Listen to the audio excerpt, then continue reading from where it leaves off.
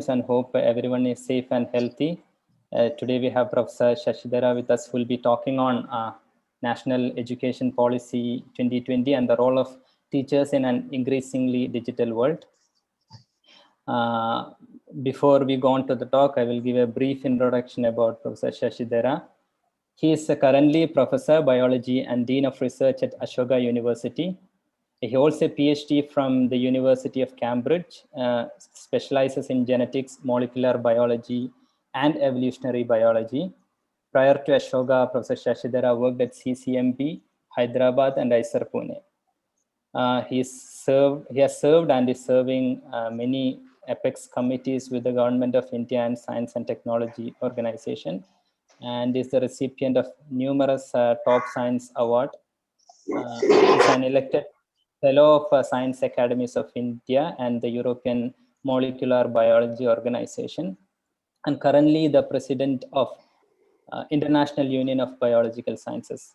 In today's talk, as I mentioned, he will talk about NEP, which is expected to take the nation towards a development mode that ensures equity and sustainability. He will be dwelling upon two challenges teachers are facing and would continue to face in the coming years, exacerbated definitely by the pandemic. The first one is the need for online education with high quality content and visuals to increase the reach and efficiency of learning outcomes. And second one is preparing the students for this increasingly digital world, which is beyond the imagination of most of the current educators. He will also touch upon the critical need of teacher preparations to address these challenges and to prepare them. Since we are on tight schedule, over to you, Professor Shashidhara. Thank you. Thank you very much. Can you hear me? Yes, yes. Okay, good. So thanks, Mashood, for this kind introduction and first, for invitation to speak to all of you. It's more of a discussion because I'm also a learner. I'm not a educator the way you people are talking about innovation in pedagogy and teachers training. I'm more of a, sort of a freelancer in a way, you can say, amateur, trying to sort of organize a large number of teachers workshop. Many times the kind of workshop that I organize for teachers are all to enable teachers to teacher interaction so that they can learn from each other rather than trying to impart a particular pedagogical method, because I myself not very familiar with all methods. Many times there are many experts among the teachers themselves who help other teachers, and particularly I'm thankful for many of my friends here who have joined. Dr. Ravi, Dr. Jayashri. It's a privilege to talk to all of you at this time. And I hope all of you stay safe in this very difficult period. And we always used to read in the history of, as a biologist, as an evolutionary biologist, I always sort of interested in understanding how speciation occurs and how population dynamics change in the context of diseases. Because many times geoclimatic changes leading to population changes is what we normally try to study and simulate. It's always difficult to study influence of pathogens in shaping the populations. There are hardly good fossil or archaeological evidence for large populations, particularly in the older, species extinctions or changes in the population dynamics. Those are the ones which are better studied in real time. Didn't realize that human species will go through such a period post-modern molecular biology era, because the previous pandemic was close to 100-year-old, or more or less exactly 100 years before this COVID-19. And in that context, it's irony that we know so much about viruses, about immune response, how, what are the very different physiological burden when we are fighting a pathogen in our body, and how it transmits from one person to another, and how it affects the population level. But we don't have much information or strategies or defense mechanisms at the population level to protect lives. Of course, there are two aspects to this. One is exacerbated because of our social interaction, social infrastructure, which is extremely inadequate to deal with such large pandemic. We have seen this in the last 1 year. So much of the solution come from, part of the solution come from sciences, particularly like biology. A second part of it comes by understanding the complex system, which mostly mathematicians and physicists are trying to help and provide by making some mathematical modeling. And the third really come from, social scientists, economists and bureaucrats and the policymakers. And somewhere all of us not been able to handle this so well. In the process, we have lost many, many lives. In fact, this pandemic is also a lesson for all of us to learn that how we need to bring in real life problems in our classrooms to help students to learn the concepts better. And so that they actually can, not only they learn basic concepts of any particular discipline, and also learn how to apply the knowledge to solve the problem. That's what innovation is all about. And if you learn the concept better, and also you learn how to address the unknowns, because you will learn, certain methods of research and scientific methods to address those problems. So this is sort of one way of looking at it, how we can address a pandemic. The second is how we can use whatever is happening today to change our education system so that tomorrow will be better off.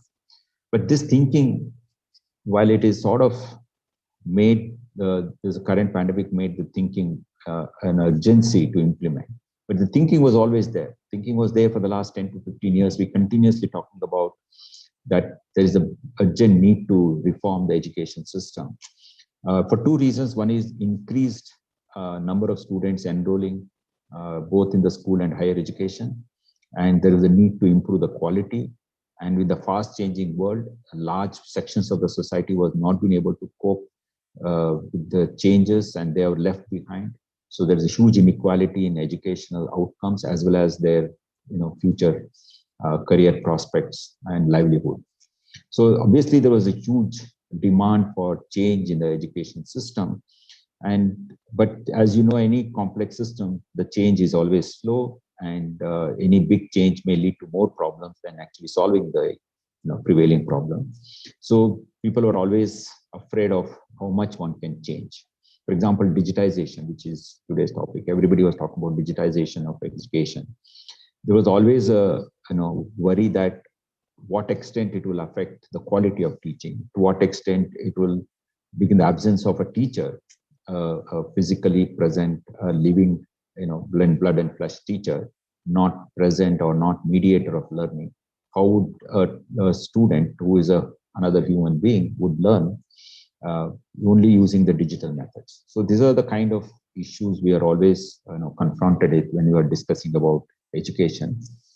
Now, there are certain things which have become inevitable. For example, last more than a years of experience of trying to do digital learning, we also understood so much of inequality to access, digital learning resources, internet signal, bandwidth, and inability to understand through digital methods, and now the divide between the have and have-nots in terms of digital access to inequality in educational outcomes is increasing, and that's why we need to worry about how to improve this. And teachers are back in the center stage now, because without teachers, mediation, these problems cannot be solved. Only using technology, this can't be solved. So that means teachers need to get trained themselves to bridge this digital divide. So that's sort of way I'm going to sort of pitch the today's discussion. Let me share my slides.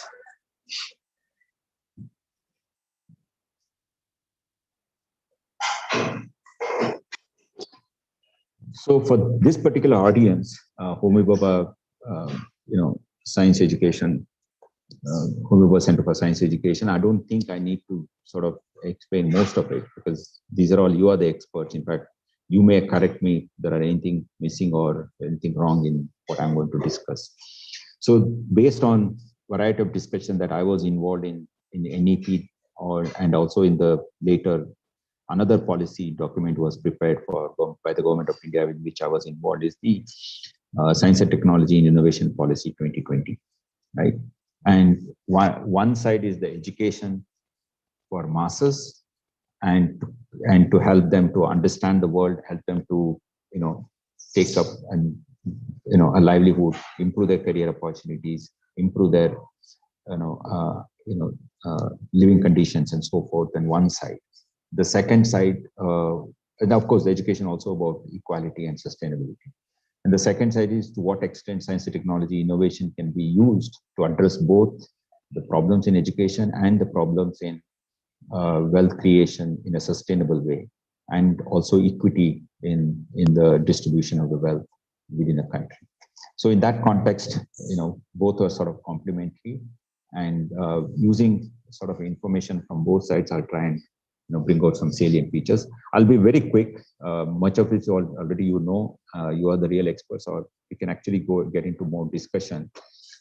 So I'll try to sort of use these slides in about 20 minutes or so.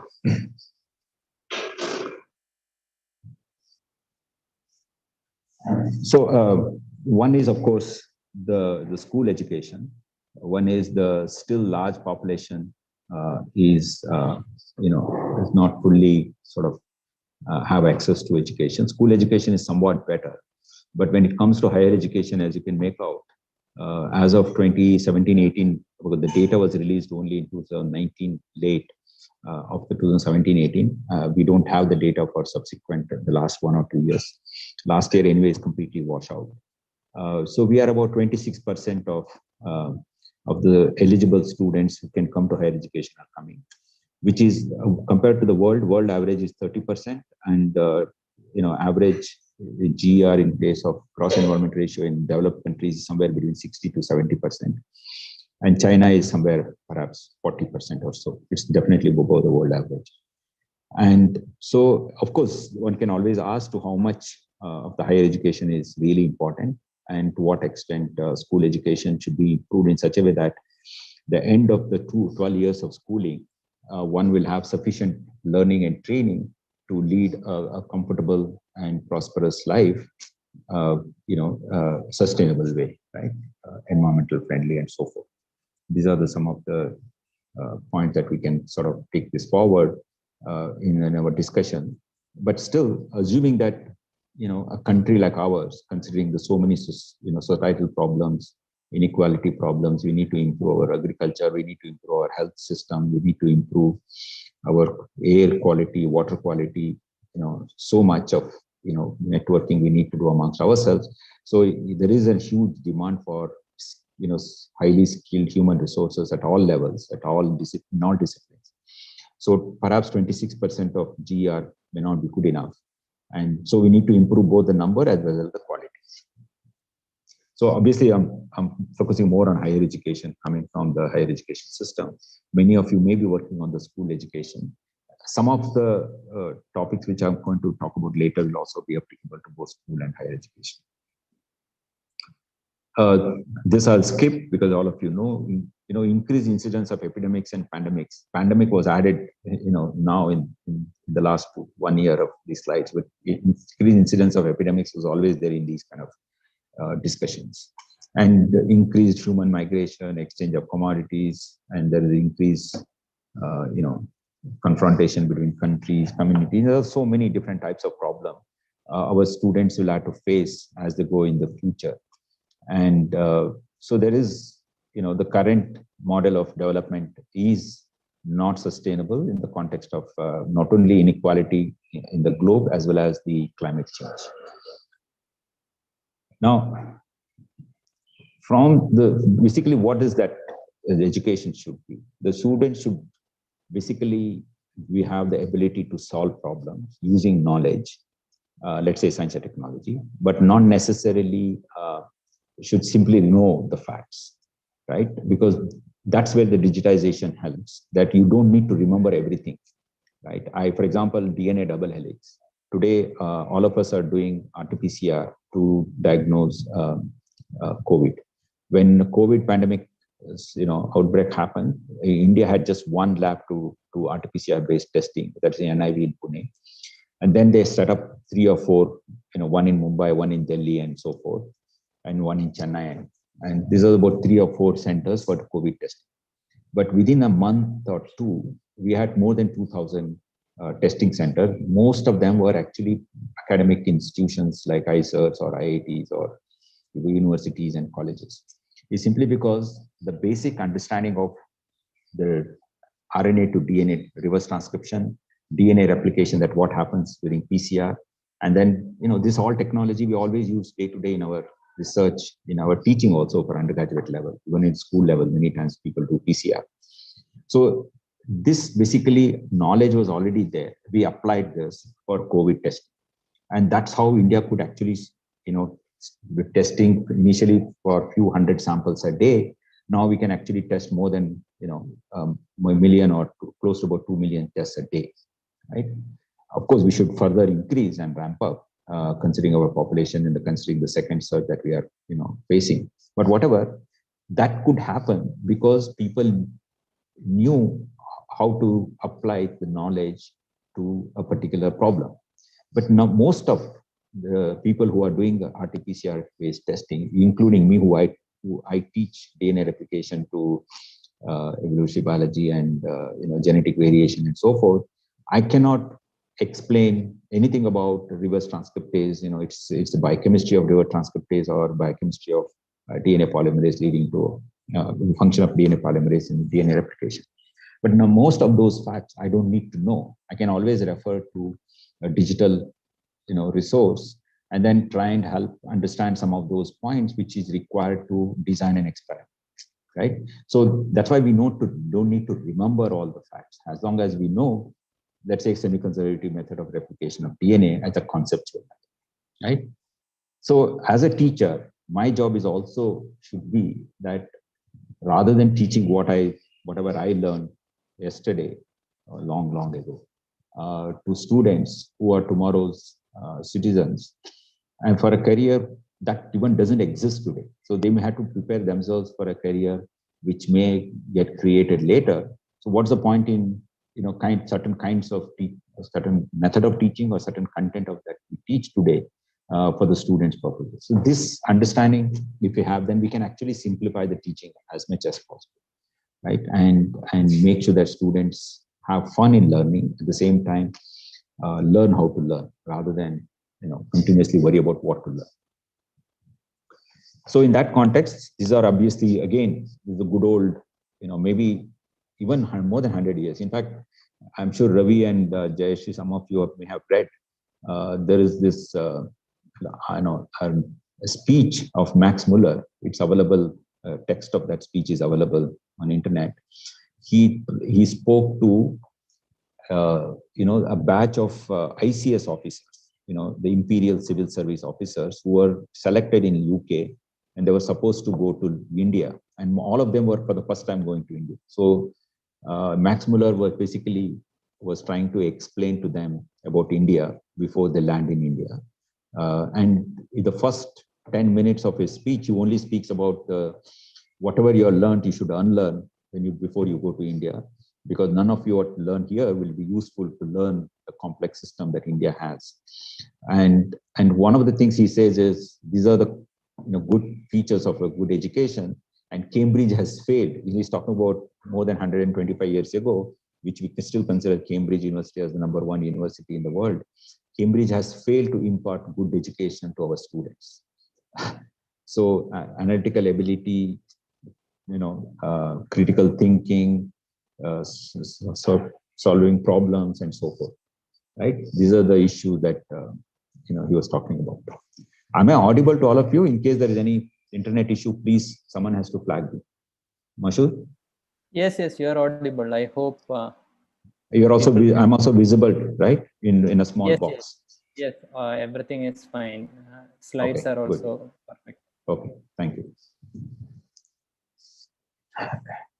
So so when NEP was sort of framed, none of us had thinking that in less than a year, there would be a pandemic, right? So NEP had looking at if there is an higher GR, then the inclusivity and equitability access will be an issue. How to ensure that there is both inclusivity and equitability in your campuses, how to improve the quality and integrity of educational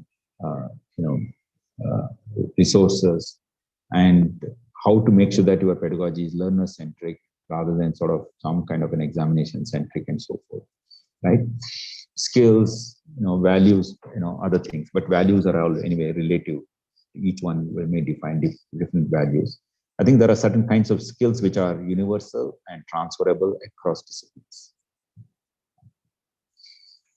Now, as a teacher's role, again, many people have talked about it. Most of you already know about it. As a teacher's job should be more as a facilitator, because it's a lifelong learning for any student. So students should learn how to learn rather than certain specific topic that they have to learn in their education, whether in the schools or in the college. But school education, the particularly early school education purpose is very different than the higher education. Early school education, the purpose is a student should know what a social world looks like, because typically a student would be always, before coming to the school, would be with parents and with immediate family members. They may not know how to deal with an external world with, and alien people, right? Anybody who is outside the family is an alien person. So how to deal with this, how to do, numerical, how to get the numerical skills and so forth.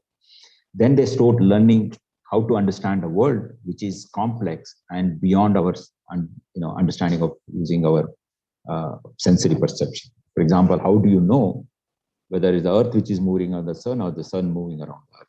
Because our sensory perception says it's the sun which is moving every day from east to west. But the science, which is trying to understand a true world beyond our own sensory perception, has taught us that it is the other way around. So how to discover or how to understand a world beyond our own human perception. Much more than how to understand the world, at least the reality that the world is beyond our own sensory perception. That reality, if it comes to students during school education, you have done a fantastic job. I don't think we need to do anything more than that, of course, other than the early middle school level, whatever the learning outcomes that I spoke about it sometime ago. High school level, I think if students understand that there is a world beyond our own perception, like for example, how much of the behavior, inappropriate behavior in the context of COVID-19 is simply because most people cannot comprehend that how viruses can move from one person to another person, because it's invisible, right?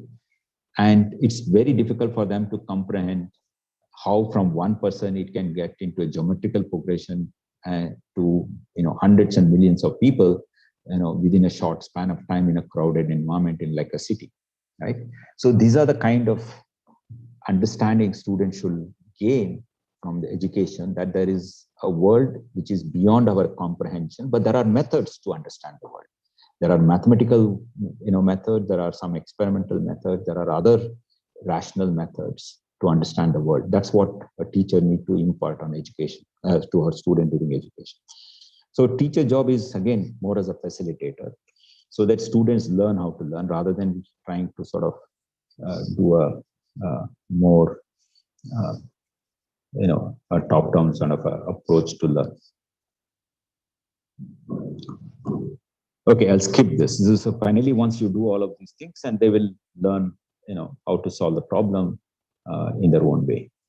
Now, until about 4 or 5 years ago, all of these thoughts were there amongst all the good educators who were thinking about this, and particularly many hundreds of teachers at school and college level across the country. They were all genuinely concerned about the educational system and how to improve education. Many teachers are trying on their own way how to improve the quality of education. There are many experiments, particularly in many NGOs run schools and also in many colleges. And there are many programs for teachers training in these kind of things. But in the absence of a curricular or structural change, most of them became a passion of few people, or a curiosity for some people, and then they forgot about it because it's not implementable because your demand on part of the curriculum and syllabi was so much that you couldn't do anything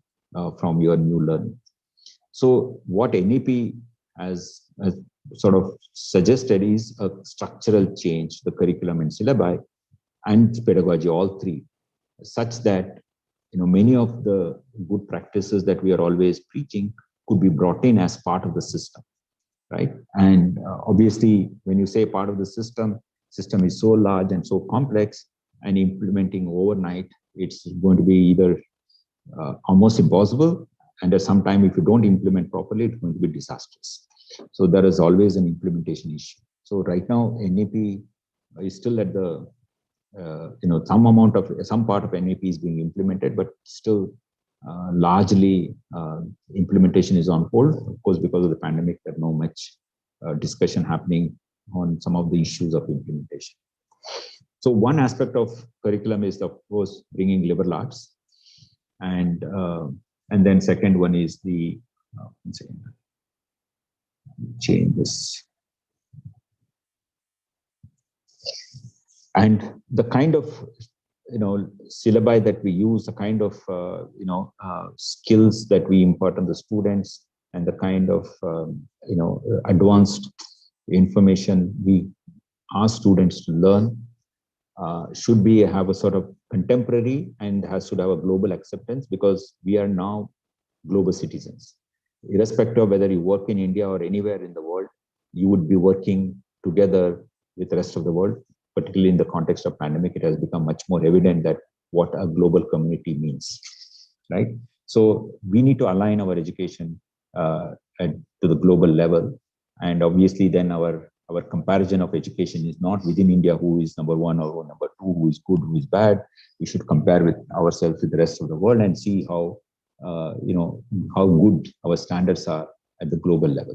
Of course, there is a lot of local connectivity we should have. So we should be locally rooted to deal with the local problems and local, need for local solutions with the help of knowledge, with the insights and technology. Otherwise, but should be globally relevant and based on the global standards and global knowledge. Now, coming to the digital aspect, because of the increased number of students, and because there is so much to know and not everything can be known, and also a lot of solutions to the problem come from the very different knowledge resources, and those knowledge resources should be accessible to everybody and all the time. So the democratization of the knowledge and ease of access to knowledge is something which is part of the digital learning and digital pedagogy, right? So today, most of the time, a teacher needs to tell the students not only how to learn using certain pedagogical methods. The second is how to even find out which is the most reliable resource for any piece of knowledge. It cannot be a WhatsApp, it cannot be a Twitter, or it cannot be even Google, Wikipedia. How do you query knowledge, whether it is true or false, whether it is reliable or not reliable? Itself need to be taught to students because of the increased transmission of unsubstantiated source of information. And many times information can also be fake, right? So while we need to teach students in using digital methods, digital divide itself is a separate topic. I'll come to that in a minute. What is there in the digital resources itself there's a big question mark, right? That we all need to be aware of when we are talking to students, because we are talking about now so many different digital repository of information. We are talking about making digital lesson plans, giving links to very different source of information. And in the process, we ourselves should not give it to a wrong place, to the wrong source. And at the same time, it's impossible to always find a correct resource, right? So there must be a way of verifying what is the right source. And students should learn how to verify, right? So I can give you one example. I'm sure Ravi knows about this, right? You were part of this discussion once when Mohan initiated. Some time ago, there was, I'll not mention some, private chain of private schools. They had their own notes, what are called notes for the 10th standard examination. Sort of a summary of everything that students should know before they go to the board exam, kind of notes. And so there is something about Big Bang. It's a completely wrong information. So it starts with, at the time of Big Bang, the whole world was small. That's all they say. It was only had hydrogen and helium. And from hydrogen and helium, everything else sort of came out, kind of some information. There was fundamental wrong, many fundamental mistakes in physics of Big Bang in that notebook in the web. And if you just take the paragraph and do a Google search, it basically went to a website of a creationist created, in which they had talked about this in a negative way, saying that this is what scientists claim, but it is not. So the world was like this, or world was never like this, kind of a thing. And so neither the creationists use that as a real world, nor scientists use this as a beginning of the current universe. Somewhere this was picked up and it went into a part of the school education, right? Although it was not within the NCERT textbook, but somewhere it was there circulating. So this is the problem of sometimes digital learning. One has to be extremely careful. How do you source information? Because all of us, we may have to do lesson plans, either at the school level or undergraduate level as a teacher. And then how do we actually make a lesson plan on a topic in which we may not be have done any research, or we may not have studied for 20, 30 years. And so that we can, out of, our own memory, we can write something, but sometimes we may have to source information from more reliable sources. So if we can do it, why can't students do it? So that means we need to teach our students how to verify the knowledge.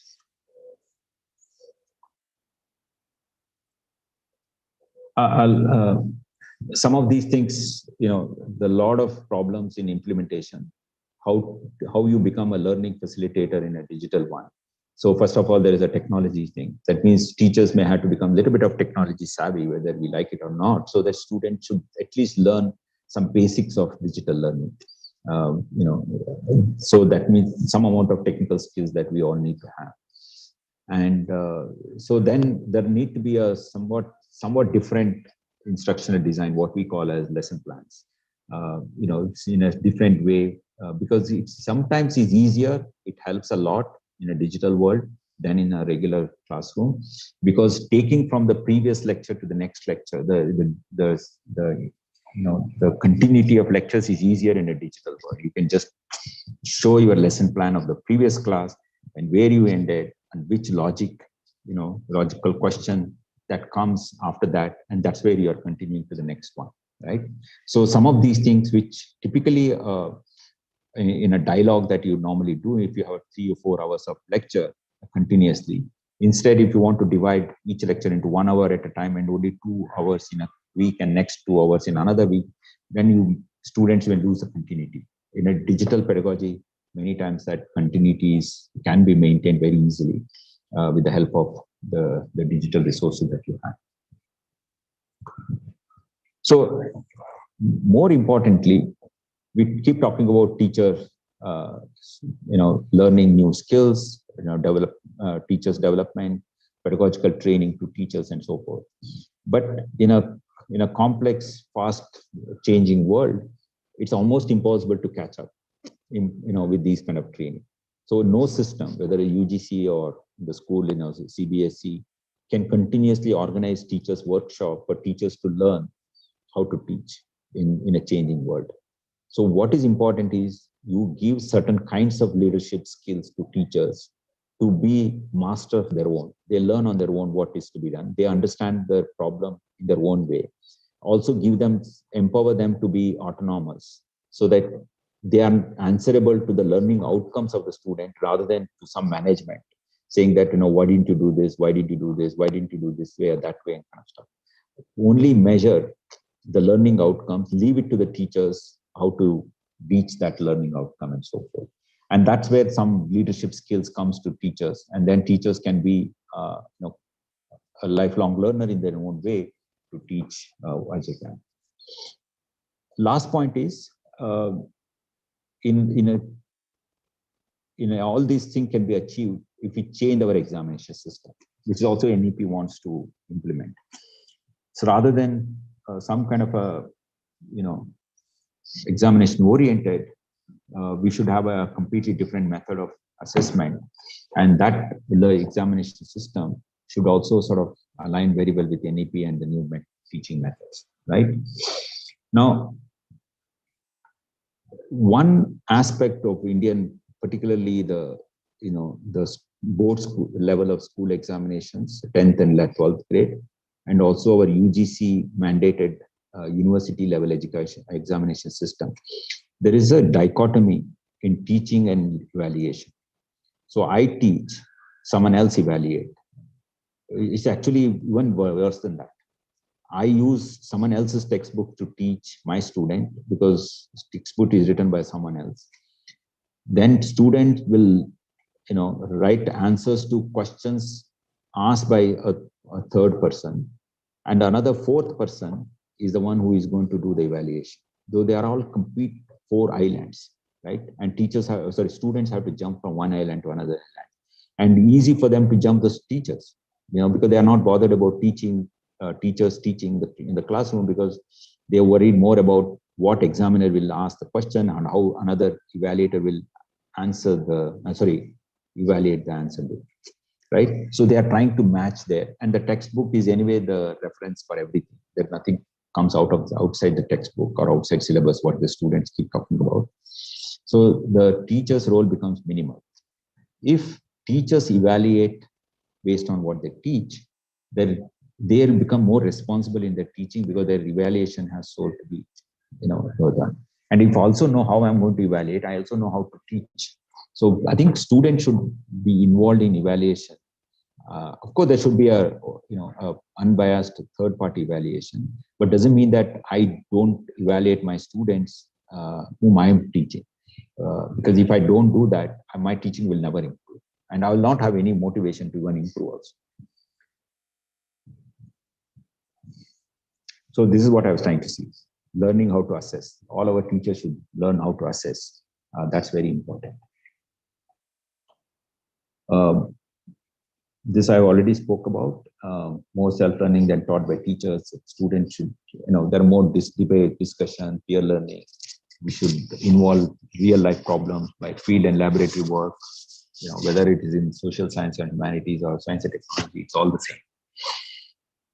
And there should be sufficient infrastructure. If you want to do more of digital learning, digital pedagogy, then infrastructure on the schools and buildings and campuses, whether it's school or higher education, should be very good.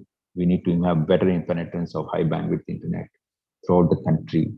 Otherwise, the digital divide, inequality in education is going to only worsen rather than improvement.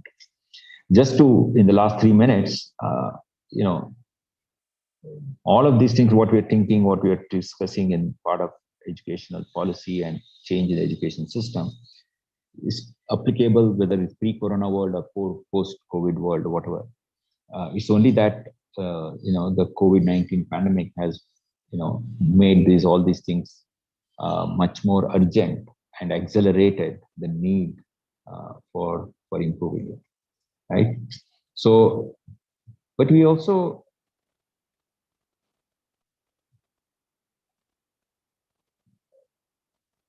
the future is as unpredictable it was 2 years ago, because we are always talking about climate change and environment degradation is making the future much more uncertain.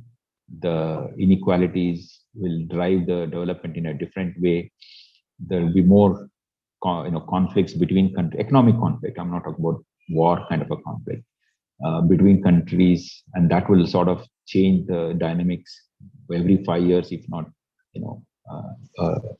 more frequent than that. So in a fast changing modern world, basically we want to customize the educational outcome among the students, right, rather than a factory model. That will continue even with the post-COVID world. But one thing that has changed is the world has become somewhat more closer to each other. The global village we keep talking about anyway all the time because of the modern economy and interdependence in the supply chain pipeline. But the modern world post-COVID or during the COVID now, you can't think of post-COVID in the middle of a second surge, is, when the virus was discovered, it was discovered sometime in the 2019 December. By January, we all knew what is this virus, how it sort of invades human lung cells. And within about a month or so, we knew so much about what happens once it's inside our lung cells. And within 2 months, people started thinking of vaccines, drugs, and so forth.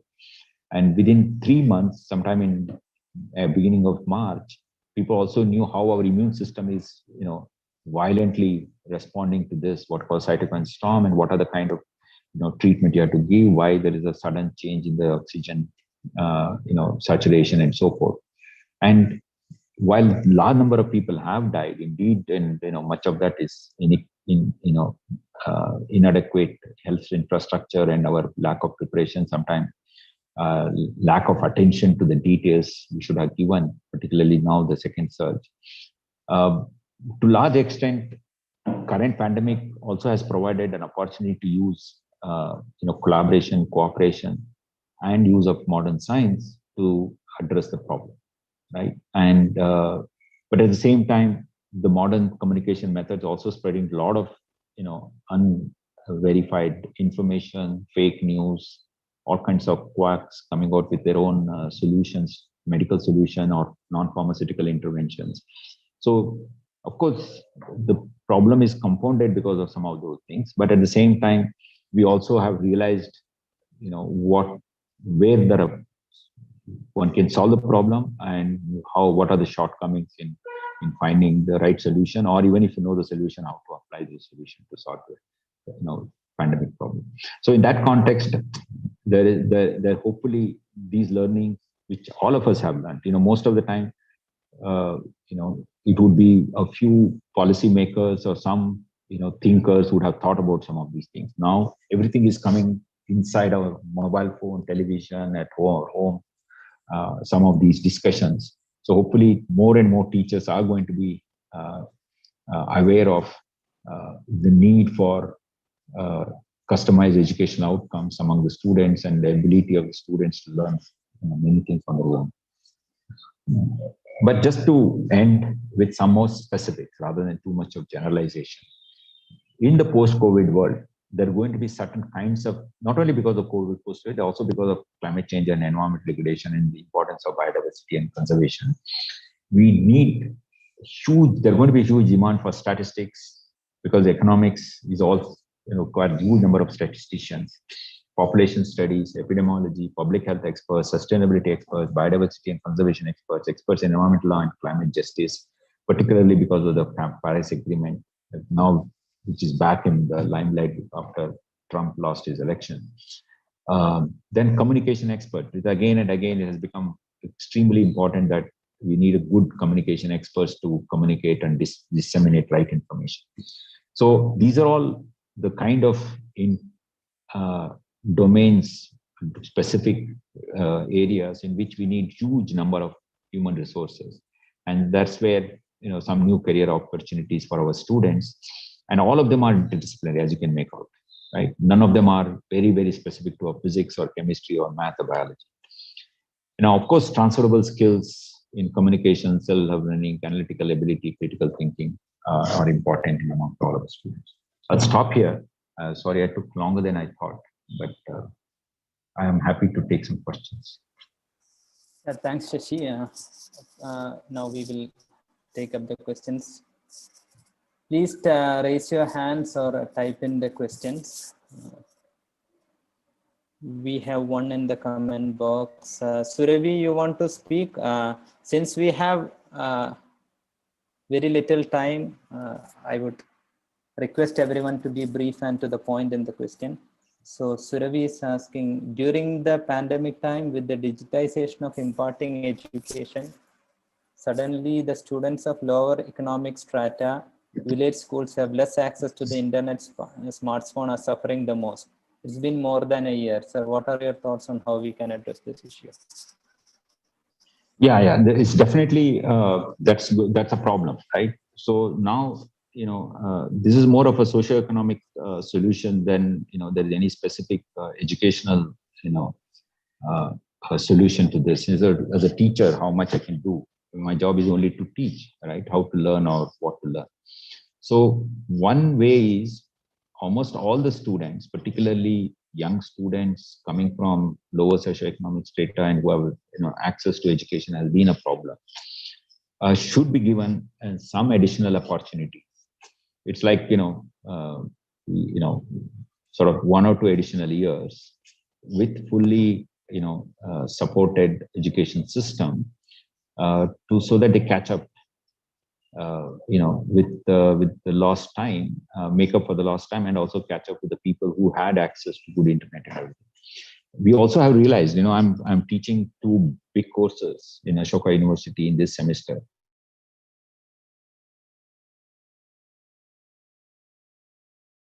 Very kids of super rich people living in metros to the people in rural areas without even having good access to mobile phone or a good laptop. Of course, somehow we created that opportunity so that reduce the gap.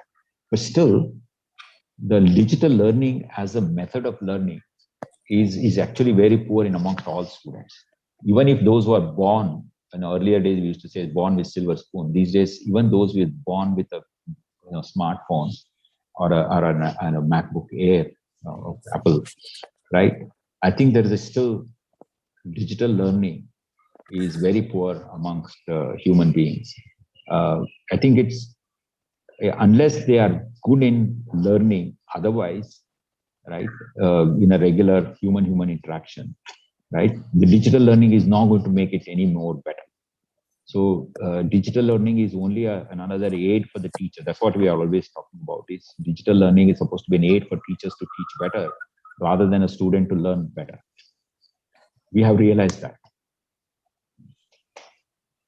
Sorry, I don't have a really clear solution to what to do with this large number of Indians, kids who have actually lost a whole more than a year now in the education system.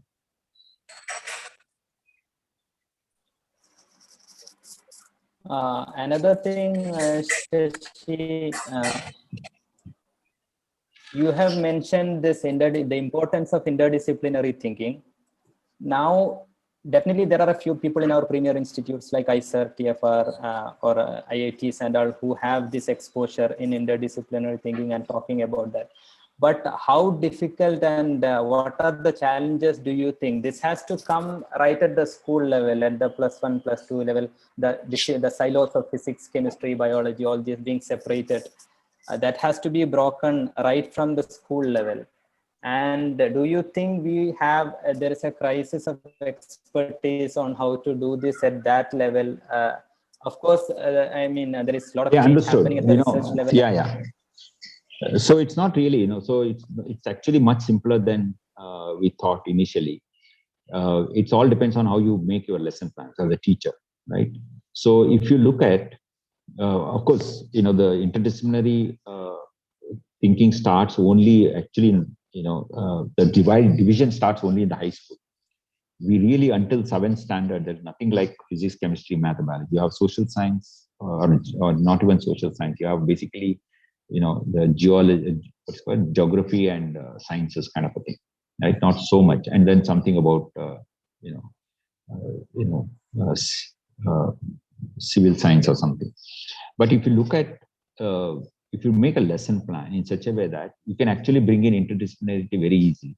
Let's say I'm an economics and I want to teach, let's say microfinancing, right? Or I want to teach something about what is GDP. So in your calculation, you can always give assignments, but you can give an assignment in such a way that assignments where the students have to learn some data skills, or students have to learn certain kinds of mathematics, or students have to learn some aspects of dynamics, And many times the complex system dynamics are the same, whether it's the physics, nonlinear dynamics, or with the social structure nonlinear dynamics, is the same the way you approach it. So actually interdisciplinarity can be brought together very easily, right?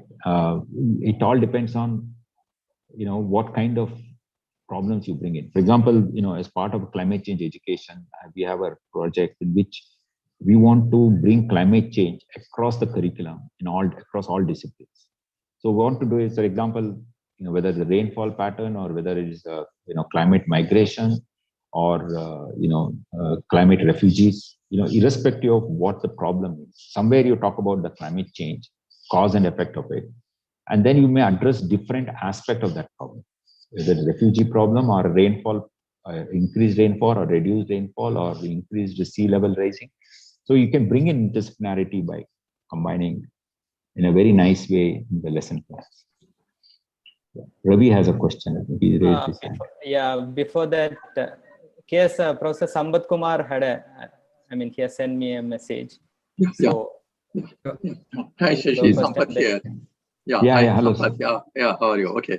So I have two short questions. One question is the digital learning process, particularly these days, during pandemic days. How does teacher ensure that student really learned whatever has been taught today or this week? I mean, earlier days, you go for assignment, collect it, they'll correct. Today, many people cannot have access for scanner. People don't even. How do they ensure that? I mean, only privileged class will be benefited.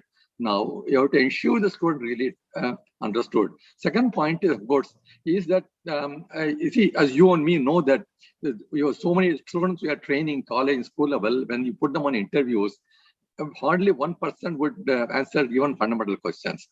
Is there any need to really reduce the syllabus so that the student really learn the bare minimum, whatever they learn, they really understand? There are two questions. Sampath, both of them, I sort of touched upon both of them. First one is, getting into digital teaching without preparation because of the COVID that happening. We should have a proper preparation on how you teach, how much digitization in part comes in the teaching, and how much is what is the evaluation method.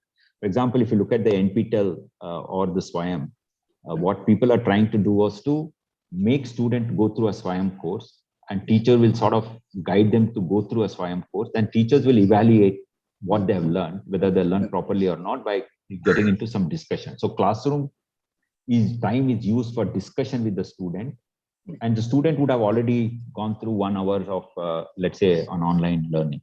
Right? That was the original thinking about digital transitioning to digital learning. But unfortunately, because of COVID, it happened, overnight, and there is no particular solution to this such a problem. But coming to the second part, it's already NEP is, talked about it, and now more and more people are talking about is reduce the content in the syllabus, increase more discussion on the concepts, and let students learn on their own, give them a right references, and they learn the details. Right. I gave the example of the DNA double helix. I don't need to get into the nitty-gritty details of all the parameters of a double helical structure. I only need to tell them the complementarity two strands and the importance of the complementarity.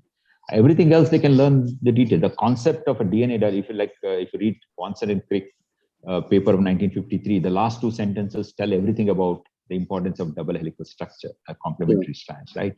So that's the kind of concept we need to teach them. Okay, thank you. Yes. Yeah, okay, thanks, Mashood. So my question is sort of triggered by the context of NEP and the talk about interdisciplinarity and so on. But I wanted to ground it, if you don't mind, in some specific experiences that you've had, which I think we can all learn from, or at least learn about, hear your insights. I mean, you've been very closely involved in IISER, in fact, building IISER Pune, and now you're with Ashoka University. Clearly, these are two institutions of great importance for the future of higher education in the country. They're young institutions and taking shape. So would you have something to say about comparing these two institutions from probably the vision of NEP, etc. Are they different today? Will they take slightly different paths, or do you think there's some kind of convergence that you see in the future, their character and nature? So it's true. In fact, when IISERs were conceived in 2003, 2004, finally they opened up in 2006 onwards. It was largely talking about science, natural sciences, basic science, and integration of physics, chemistry, math, and biology. Right? It was still in its own silos in a way. It was not completely opened up. So see, the people always think that liberal arts means humanities and social science, or arts and like performing arts kind of thing. If you look at the American definition, liberal arts colleges and liberal arts, one is just you are quite liberal in what you want to learn, the art of learning, and what you learn is completely up to you. In liberal arts, you basically learn the art of learning, and so you open up your mind. And when you open up your mind, you may actually see some poetry, or you may see some music, or you may see some planet or an atom in your brain, and that's what you want to focus later. And so different people that's how specialized in different way, but they all started with a very fundamental understanding of the both natural world and the human world. So that to some extent is true, but in practical ways, very difficult to implement in modern world. Particularly, the liberal arts higher education depends on a strong school education, because much of the early learning is good in the school education. The transition from school to higher education becomes easier because you start learning new knowledge the way knowledge is produced. Whereas if the school education itself is at a fundamentally not good, you first 3 years of higher education goes in fixing what you didn't do in the school, right? And we are facing that problem. Irrespective of what socioeconomic background students come, both in IISERs and Ashoka, I see the problem that many times what we want to do in higher education, we can't do it simply because they're not ready yet. So this is where we need to fix the problem. You don't mean that in terms of their content knowledge, but more about their approach to learning or something. Is that what you have in mind? Approach to learning, yeah. So they're still into rote learning. Somehow, even after, in an Ashoka or in IISER, after 2 years, they're still more worried about the remembering certain definitions and numbers, and they're more worried about the kind of question in which it's easy for them to answer to an MCQ rather than asking a conceptual question and there to answer those questions. Yeah, thanks. We will take one more short one from Sambat, and then with that, I think we can wind up. Yeah. Okay. Sorry. One more short question. Sure. The fact remains that it's these days, honestly speaking, particularly school and college level, is very difficult to find motivated teachers given the salary structure, particularly private colleges. I mean, maybe the time has come. Even the motivated students will lose suddenly interest. That is one of the reasons why we are not getting high quality students. I mean, the way I understand. Now that the education policy now permits go for digital learning, is it possible that we ask people from all over the globe, the best possible teachers, ask them come online, give a course, online courses to even schools and colleges, so the students really get interested in the subject. You have to create one generation now who are really motivated teachers, which I think difficult to find. Is there any scope on that? Yeah. So, if you are interested in a particular discipline, you have certain, sort of passion. Yeah. Let's say I want to learn, let's say, astrophysics or something. Yeah. Now, then students may seek the best teachers from anywhere in the world and learn astrophysics. But the job of the teacher is also to inculcate that passion, right? Motivate the students to build such a passion. Right. If those teachers are not in physical proximity, right, it will be very difficult for the students to seek such teachers from anywhere in the world rather than their own backyard. So we need a combination of both. We need large number of motivated, good teachers in our own country, in our own schools and colleges. But for the best, discipline specific or interdisciplinary teachers also can be, come from anywhere in the world. Where Abhijit Banerjee can talk about, experimental design for economic, understanding the economic inequality or whatever, or nudge theory, whatever. But, but that can come from anywhere in the world. But, the initial ability to learn and develop certain interest and passion for learning has to come from local teachers. But the point that you mentioned about lack of motivation among the teachers to some extent is true, because they're largely exploited also by the management in particularly private schools and colleges. And in the government schools and colleges, many times they are not even considered as anything worth for the system, so they are somewhat neglected. So there's also no incentive for them to do better in a larger system. So they'll get lost in the ocean of education system. But at the same time, the country is so large, there are good number of those teachers too, but their number is very large. Proportion may be small, but in a country like ours, however small proportion, the numbers are pretty high. My personal experience is, I don't want to sort of claim too much or boast too much compared to what HBCSE is doing. So far in IISER Pune, through an education teacher training program that we started after this Pandit Madan Mohan Aliya project started, we have trained more than 6,000 school teachers and about 4,000 to 5,000 college teachers. And in every time, we always thought teachers are so passionate and interested in so much. They always talk about their problems. Every workshop they talk about, oh, nahi hoga, hamare school mein ye nahi hoga, hamare college mein nahi ho sakta hai. We can't do this. These are all only talking, and it's okay. We are all interested, but we can't eat them. But you slowly nudge them. Be on your own. Change at least one student's life is good enough for rest of our life, kind of a motivation. And finally, most teachers end up signing back, oh, we implemented this pedagogical methods. There is some improvement. Some students are showing more interest than earlier. So we get a lot of response, and many of them come back again and again for learning.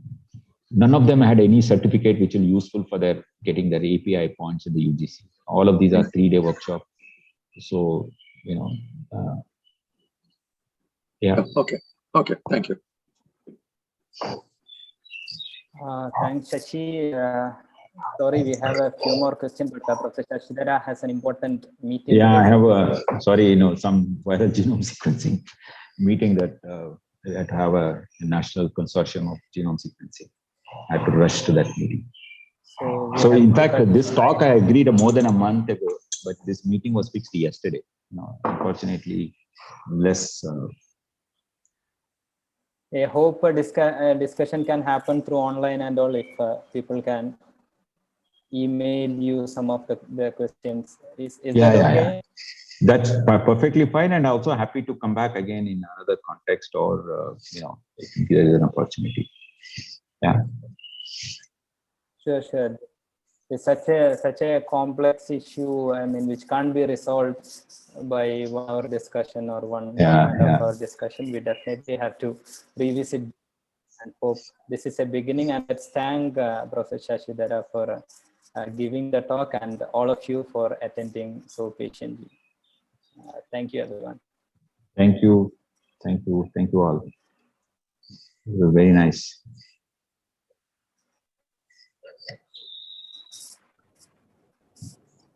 Bye. So the talk will also be available on HBCSE's channel, in case if you want to share it with anyone.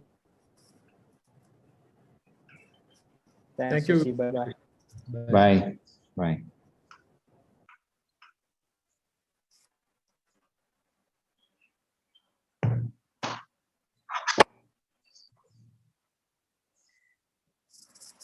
That's it. Yes. Let's see. I